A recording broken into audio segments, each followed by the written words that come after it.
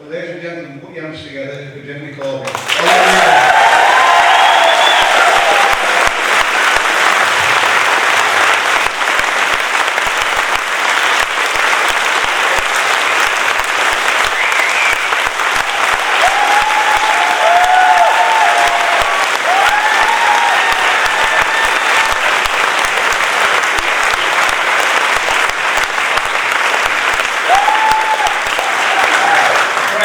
Thank you very much for that welcome, and I'm sorry there's been a need to have two meetings. No, I'm not sorry actually, it just shows how many people are here. I want to take part to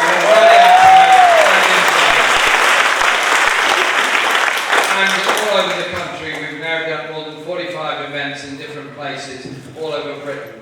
We're getting a massive turnout of people who want to see politics done differently and want our party to do things in a different way. It's an explosion of the democracy of the grassroots, wanting their views heard, wanting their policies developed, and wanting our party to lead to put those across the whole country.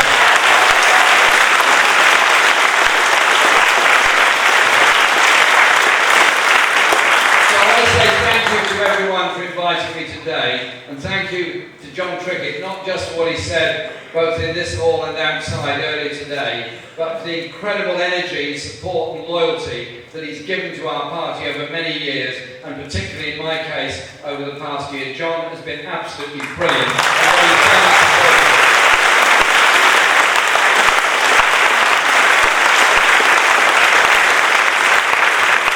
And John is always one to give advice, even if you don't want to hear it.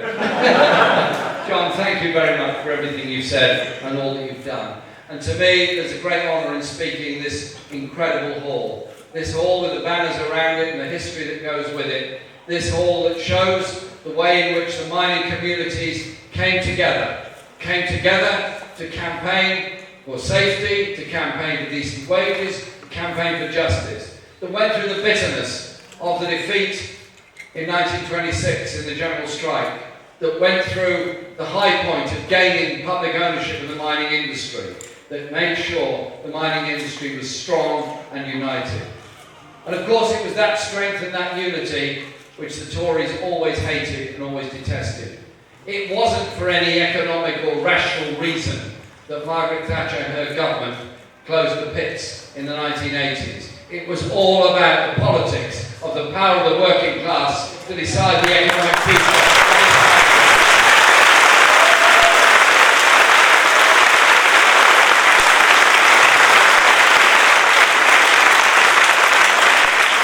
Of course, their problem is that you can never destroy that sense of unity and that spirit and that sense of our collective history.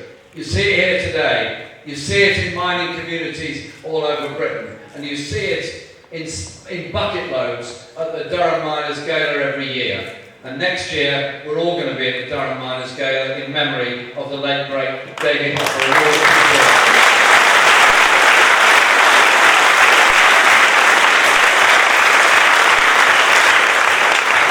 And now they come after the mine workers' pension scheme, now they're after all kinds of things. But I tell them this, we're going to stand together with those communities that haven't received the investment they should have received after the end of the strike, those places that have been left behind by Tory Britain. And also, what happened in Orgreave. What happened in Orgreave was the real life experience for an awful lot of people. An awful lot of people saw what was really going on. That's why the first question I put to Theresa May as Prime Minister was, when are we going to have an open inquiry to ensure justice for Orgreave? And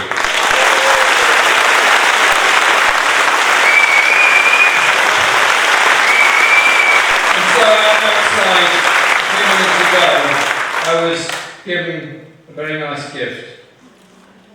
A t-shirt from the Orgreave campaign. And it's a meeting on Tuesday of the campaign with the government. I hope we'll get the result we need. But I tell you what, if we don't get the result we need, we'll be back there until we get the result we need.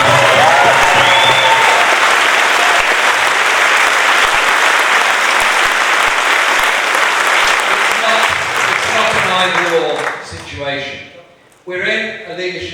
campaign for the leader of the Labour Party? Yes. That is obviously important. But it's also an issue about the direction in which we want our party and our movement to go, and fundamentally the economic policies we want to follow.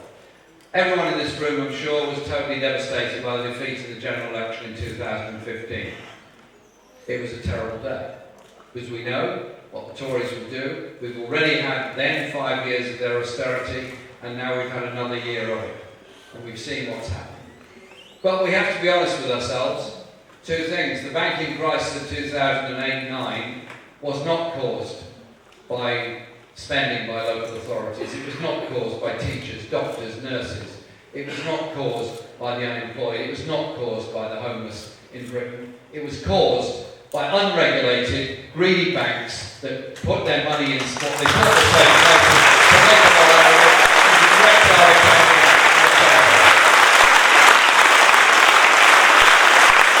And then you ask yourself, who's been asked to pay the price for this banking crisis? And I thought the last general election we made a big mistake in that we were offering an economic strategy which did not completely oppose austerity, that was actually offering some level of cuts to carry on, and was offering to continue the public sector wage freeze, because we've been told by responsible economists this was the way forward. I put it this way: isn't there something deeply irresponsible in running an economy that you know is increasing poverty, that you know is increasing inequality, that you know is shortening the life expectancy and life chances of many of the most vulnerable within our society, and is deliberately leaving children in insecure, overcrowded accommodations because we're not investing enough in housing? Don't we need to turn the clock around and do things in a rather different way? That's why I was very pleased when John McConnell agreed to become the Shadow Chancellor of the Exchequer, and the first thing John was asked to do was bring forward an alternative economic strategy, which he did, and outlined it at our party conference last year, when he used the words, austerity is a political choice, not an economic necessity. And if you make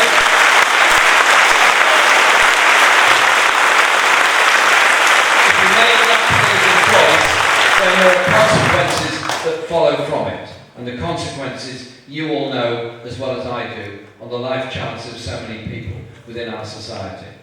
So what we're saying is we would have a very different economic strategy. An economic strategy of investment, an economic strategy of a national investment bank, an economic strategy that recognised the inequalities that exist across Britain have to be changed. Why is it that average incomes can be as much as 20% less from one region to the other? Why is it there's so little public sector capital investment going into the North and Yorkshire compared to other parts of the country? Why is it there are those levels of inequality? So we need a different strategy, one of investment, one of also saying we want the return on our investment. We, after all of us, have put a great deal of money into improving railway tracks between London and Glasgow, and London and Edinburgh, and London and Birmingham, and so on. I'm not against that. I'm in favour of investment in good quality railways. But I do think we should get the benefit of running the trains on them. Therefore, let's bring the railways companies back to the public domain.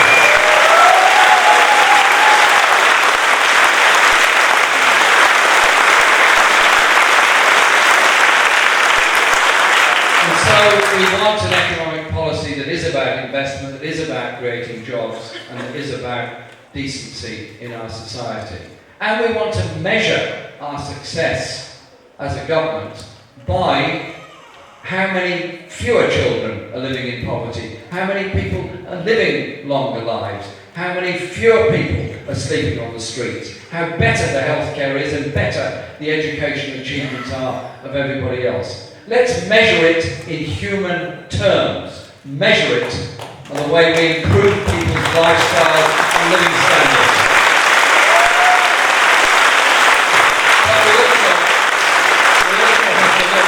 We also have to look very seriously at issues of rights at work and what modern Britain's employment patterns look like. That's why I asked Ian Lavery to undertake the work of Workplace 2020, which is about investigating what the current situation is, taking evidence and advice from unions, individuals, self-employed people, many others, about the kind of indignities they suffer and the inequalities they suffer. So that come 2020 or sooner, we're in a position to repeal the trade union laws that currently exist and put instead in place a positive right to join a trade union, a positive right to recognize.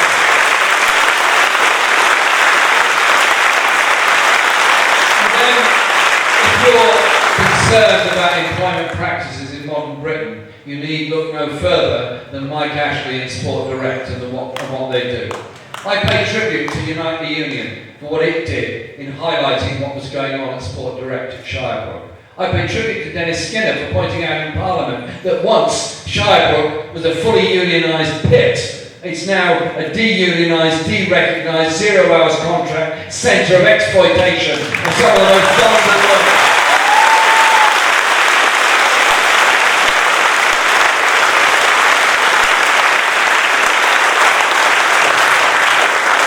So, we offer something very different on rights at work. 0 hours contracts are an absolute poison within our society. Nobody can predict what their income is going to be. They don't know whether they'll be able to get tax credits or not on the following week. They don't know if they're going to be able to pay their rent. And they just don't know what their future holds for them. So real equality and real security would be something very, very different under a Labour government of the policies that we are putting forward in this leadership contest for the Labour Party. Now,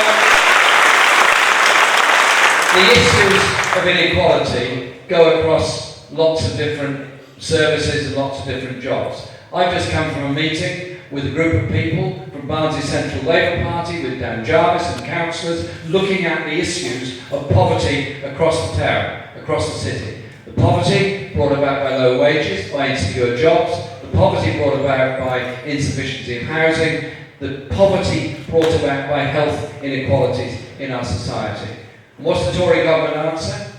To hit the poorest areas of the country the hardest and hit the richest areas the least. And have the temerity to say they will decentralise the income from business rates to local authorities, knowing full well that will make the inequalities worse, not better. The function of national government is to reduce those inequalities and invest in the areas that need the most.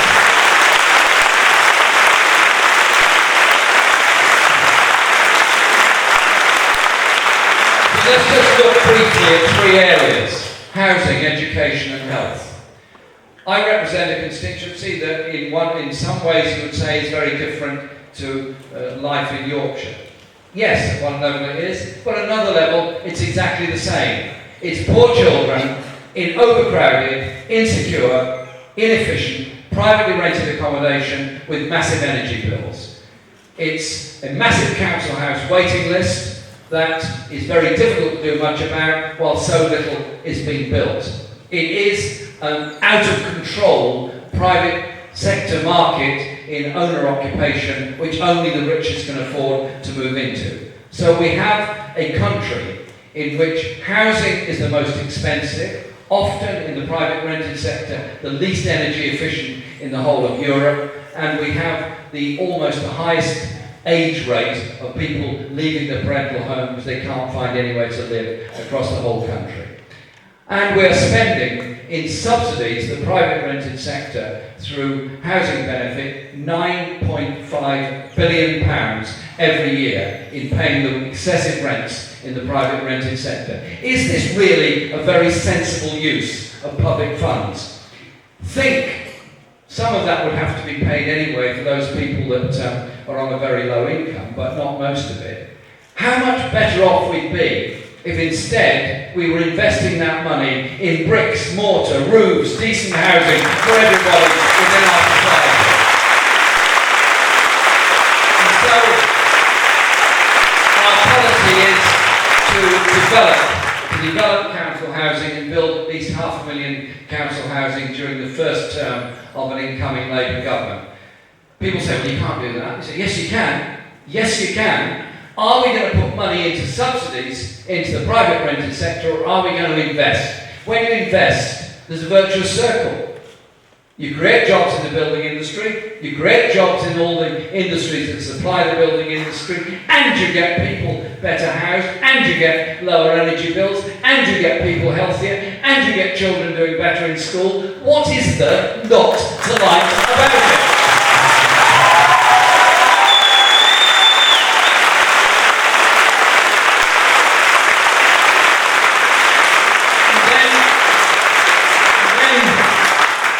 Look at the issues of health within our society. I am very, very proud that we have a National Health Service, healthcare free at the point of use for everybody. There's something very moving about going to a maternity unit in a hospital. A baby is born. They're obviously getting the care and affection and love and support that they need, but they're also getting a National Health Service number which gives them free health care for the rest of their life. That surely is one of the most precious gifts we can give to any child at birth. Don't let them destroy it. Don't let them take it away. And so,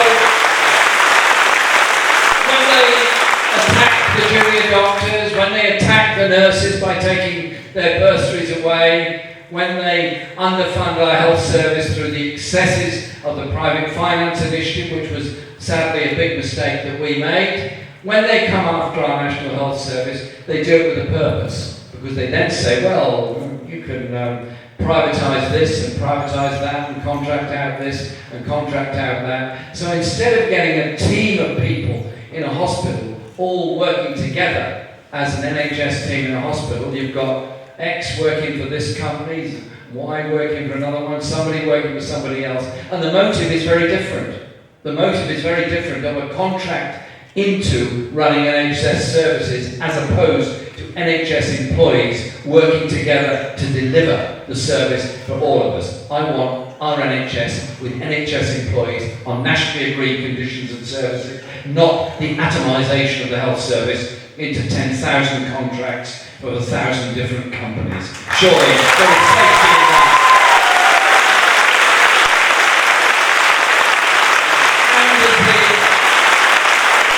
And the crisis of mental health care in our society. A quarter of us in this hall, this wonderful hall, during our lifetime are going to face some kind of mental health stress or crisis. Some of us will get through it, will be helped, will be supported. Some of us will need help to get through it. Doctors and others and counsellors will help provide that. And some might even need to go into care to be supported for a while. Sadly, some won't. Some will be so put off by the language of abuse, the stigma, the macho culture, that some young men will take their own lives as a result of it. We can do two things. We can change the music and change the mood and respect and support those that are going through stress and mental health conditions in their lives, and properly fund with real parity of esteem the mental health services in our society, so that nobody is forgotten and nobody is left behind and those people are supported. That surely is what civilization is about.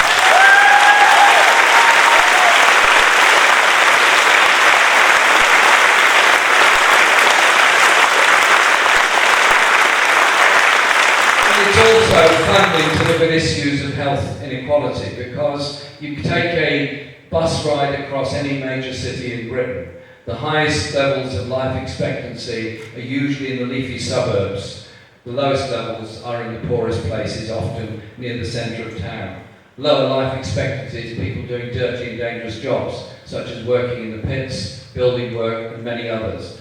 The NHS has to be funded to deal with that, but we also have to have the necessary and proper regulations that bring about safe working conditions and safety at work. I pay tribute to those that fought back against the dangers of asbestos for a very long time and drew attention to it when nobody really wanted to know. Those that campaigned to bring in the Health and Safety and Welfare at Work Act in the 1970s. And I utterly condemn our Tory government, but underfunding and saying the whole place for the central government is deregulation of those regulations that have protected people and must protect them in the future. There is a role for government in regulating health, regulating safety and regulating conditions to give protection to those who would be most exploited and therefore be the most vulnerable within our society. That's the difference between us and the Tories. And when you look at inequalities, you also have to look at what happens in education. I want all of our children, before they get to school, to get a chance to socialise together in nurseries, so that they grow up understanding each other. They have that lovely interaction that children really enjoy. This government really wants a lot of preschool to be a sort of marketplace, just as they want universities and colleges to be a marketplace. So what have they done? Taken away the educational maintenance allowance, which gave an opportunity for many youngsters to stay on to do A-levels, go to college and maybe go to university. What have they done? Lifted the cap on fees so that the debt level of students coming out of university now can be £50,000 or £60,000. What have they done but penalise people who wanted to seek an education and finally cancel the last vestiges of maintenance grants for anyone going on to university? What they've done is destroyed the life chances of a whole generation of youngsters that had that dream of that kind of education. And they've destroyed the adult education services in so many parts of the country. And on top of that, they're now proposing, which seems to me kind of bizarre, it's not just back to the 50s, it's back to the 30s or goodness knows when, of the reintroduction of the 11 plus to bring in selectivity in education. I simply say this to Theresa May and the Tory government. If you've watched children grow up together in a primary school, they develop together, they get to know each other, they have their ins and outs, their ups and downs, but they grow up together and they are part of the same community. If you say at the age of 11, 20% of you are special, 80% of you are not special, 20% of you will go to a selective grammar school, 80% of you won't, or maybe it's a different percentage in different parts of the country. What does that say to actually the majority of our young people? What does it do to them? What does it do to the cohesion of our community? So shouldn't we look at education slightly differently and say, we don't want every school to be a competitor to the school down the road. We do want local education authorities to create and develop that family of education with all the add-ons that can be there in music and sport and art and everything else. And not divide our children at 11, but make sure every one of them gets the best education, whatever their abilities are.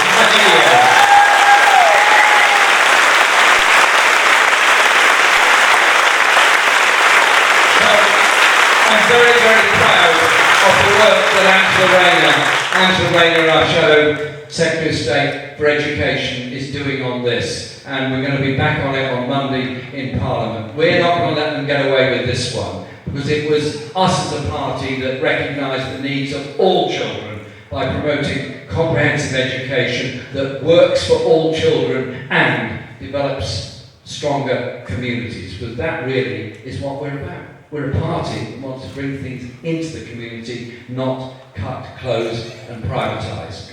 In this campaign we put forward policies on lots of issues. We've put our 10 points out there on economy, on health, on education, on housing, on culture, women's rights, disability rights, housing needs across the whole of the country. We've put all those out. We put them out there because it's important that we put forward those ideas, but it's also important we get feedback on it. Because democracy in our party and our movement has to be changed. No longer should it be an elite at the top speaking to an elite in business or universities or anywhere else that decides what our policies are. Surely democracy requires that every member, every active person, everyone that's interested has a point of view that can be very knowledgeable, very valuable, bring those ideas forward, and at the end of it, We have better policy, we have better ideas, more realistic about what we can do, and more likely to get public support and achievements for it. Do you know what? We've already had 12,000 submissions to the policy documents we've already put out because people really are very interested. So, as part of this leadership campaign, let it be a campaign about democracy within our party and democracy within our society, holding to account those that are in office, but giving opportunity for everybody to put a point of view forward on mental health, on housing, on education, on economy, and all of those issues. Bring those ideas together, and we're actually very much stronger as a result of it. So in this leadership campaign, we have been travelling all over the country. We have been holding events, yes, in areas that have been strong for Labour for a very long time, such as Barnsley. We've also been in other places. Last Saturday, I was in Ramsgate in North Kent, which is not a strong Labour area, sadly, but maybe it will be one day. In fact, UKIP have quite a lot of support there. But you know what? We called a rally on the seafront. We had live music. We had speakers from every community. We gave a message out there of the kind of inclusive society we want to live in. The kind of inclusive message that we're putting forward. And you know what? 3,000 people turned up from Ramsgate to York.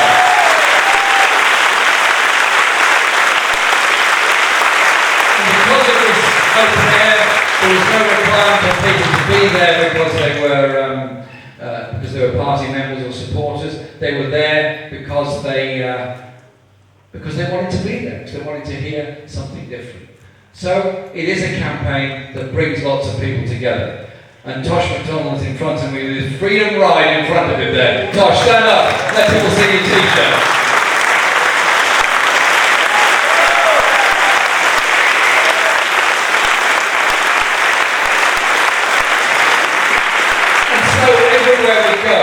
Lots of people come and join in on local campaigns, on national campaigns, because when you add up all these pressure groups and all these campaigns, health and housing, education, culture, working conditions, all those things begin to change and people realise that their demands are actually more or less in the same thing and the same direction. And so, to those members of the Labour Party who want an inclusive democratic party, thank you for everything that you do. And whilst I recognise that some members of Parliament have had one or two disagreements with John and me, and we won't go into any detail for the privacy of this hall, I simply say to them this: come the 24th of September, this leadership campaign will be over. Come the 24th of September, the party members, all 500,000 of them, will have delivered a vote.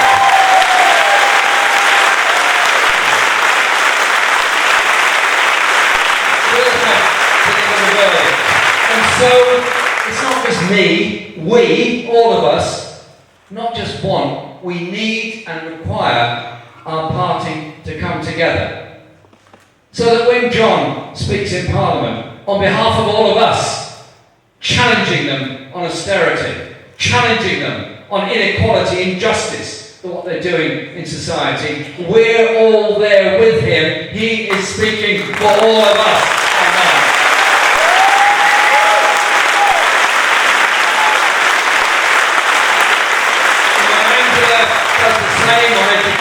Or Richard Bergen on justice, or John on all the many issues that John speaks on. Let's get behind them and get with them in doing that. And as we go forward, we challenge them on education, which I just said, we challenge them on their economic strategy, we challenge them on what they're doing. That surely makes us all stronger. Now, it might be said that the media are very hostile to the Labour Party. Yes, that's very true, and indeed an academic analysis shows that 84% of print media coverage over the past year has been either hostile or deeply hostile to the Labour Party, which means the last time I looked that a smaller proportion, like 16%, is potentially supportive, sadly not. It's only 14% that is neutral and 2% that's supportive. I think those are figures. So we need to be a bit of change there. But there are some areas you're not going to persuade very easily. But we've got our own ways of communicating. We've got our own ways of communicating. In the past, we did it through leaflets, we did it through public meetings, we did it by word of mouth, we did it by campaigning. We still do all of that, but we've also got social media. And so, if they won't say what we're doing, we can say what we're doing. And if this is being followed, as I expect it is, live stream on Facebook now. Hello Facebook, good luck to you. And all of you that are watching this, we also get a massive way of mobilising people, and young people in particular, talk to each other on social media. That is the modern way of communicating. And in the last election, only 47% of young people bothered to vote, and that was of those that are registered. I tell you this, the excitement of the change in politics over the past year, I think will bring many, many more of them on board. Many, many more of them into our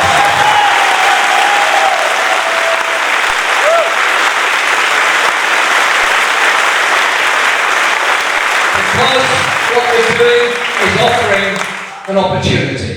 We're offering an opportunity that you can go to college, you can get a real apprenticeship, you can end the disgraceful youth rate in a minimum wage, you can get a decent living wage, which is why I'm very pleased to say that one of the speakers at the party conference in 2 weeks' time is going to be the leader of the American campaign for a $15 an hour minimum wage for fast food workers, because we want to do the same here.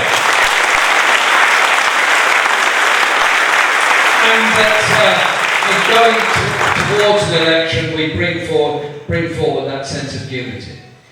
I've been taught for many years that the economists of the world say, well, that sort of 1945 settlement, that was quite good, really. Yeah, you've got a health service, you've got a welfare state, you've got council housing, you've got pensions, you've got all those kind of things. But you know what? We can no longer afford it. They keep saying we can no longer afford it. I don't know how many of you got around to reading the Panama Papers, but it seems that plenty of people have spent an awful lot of time and energy and resources on not paying the taxes that are necessary to fund our public services. So